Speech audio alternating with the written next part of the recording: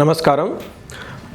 ఈ వీడియో చేయడానికి ముఖ్య కారణం ఏంటంటే శని గురించి చేస్తున్నాను. శని గురించి మనం జనరల్గా మాట్లాడుకుంటాం. అయితే ఇప్పుడు ఈ టైంలో శని గురించి ఎందుకు మాట్లాడాల్సి వస్తుందంటే మనకి జూలై 27వ తారీఖు నుంచి డిసెంబర్ 11వ తారీఖు శని వక్రగతిని ఉంటూ ఉన్నారన్నమాట. వక్రగతి అంటే జనరల్గా ఇవన్నీ క్లాక్ వైజ్ డైరెక్షన్లో ప్లానెట్స్ అన్ని తిరుగుతూ ఉంటుంది. వక్రగతి అప్పుడు ప్లానెట్స్ రివర్స్ డైరెక్షన్లో తిరుగుతూ ఉంటుంది.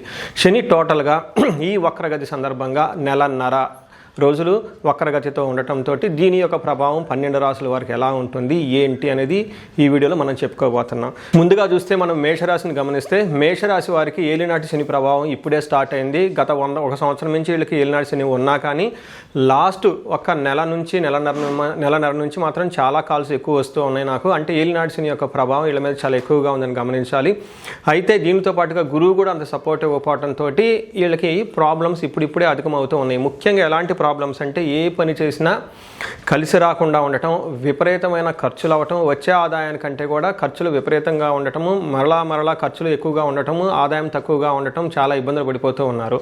ఇలాంటి సందర్భంలో ఈ వక్రగతి సందర్భంగా ఎలా ఉంటుందంటే ఫస్ట్ మన మహర్షులు శని ఇప్పుడు అసలు వాళ్ళకి ఏం చేస్తున్నారు, ఏలినాటి శని ఫస్ట్ ఫేజ్లో ఉన్నారు, తద్వారా కలిగే ప్రతికూల అనుకూల పరిస్థితులు ఏంటో మనం చూద్దాం. ముందుగా మనకి సంస్కృతంలో మహర్షులు ఏం చెప్తారంటే మానహాని మనక్లేశ కృషి భోజనం అల్పశం నిత్య సంవాదం దారిద్ర్యం ద్వాదశకే శని అంటారు. అంటే 12వ స్థానంలో మేషరాశి నుంచి 12వ స్థానంలో శని ఉండటం వల్ల ఏమవుతుంది, మానహాని అంటే అవమానం జరుగుతుంది. వీళ్ళకి మనసులో ఎప్పుడు టెన్షన్గా ఉంటారు.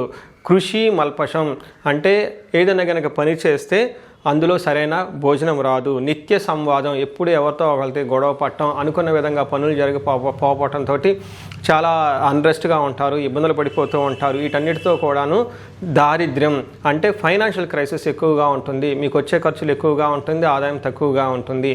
ఇలా ఉన్న వీళ్ళకి ఈ శని వల్ల జరిగే 4.5 మాసం టైంలో ఎలా ఉండబోతుందంటే వీళ్ళకి ఇప్పటిదాకా మనం చెప్పుకున్న విషయాల్లో చాలా ఉపశమనం వస్తుంది, చాలా విషయాల్లో గ్యాప్ వస్తుంది.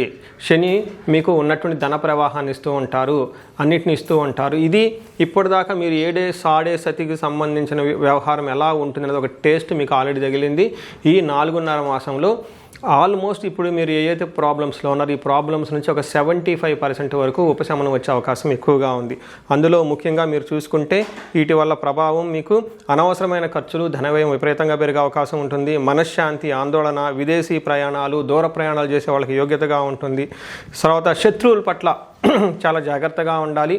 మీకు ఎవరైనా ఏదైనా పని చేస్తే చాలా గోప్యంగా సీక్రెట్గా చేయడం చాలా ఇంపార్టెంట్. ఇలాంటి వాటి వల్ల మీకు శని వక్రగతితో ఉండటం వల్ల ఇంతేకాకుండా ఇంకా పాత అప్పులు, పెండింగ్ బిల్లులు, చెల్లిన సంవత్సరం బకాయిలు నుండి ఇవన్నీ చెల్లించే అవకాశం ఎక్కువగా పడుతుంటే వాయిదా పడిన విదేశీ ప్రయాణాలు, ఇంతకుముందు ఎక్కడైనా లాంగ్ ట్రావెల్ చేయాలనుకున్నా కానీ ఈ ట్రావెల్ చేసే అవకాశం ఎక్కువగా ఉంటుంది.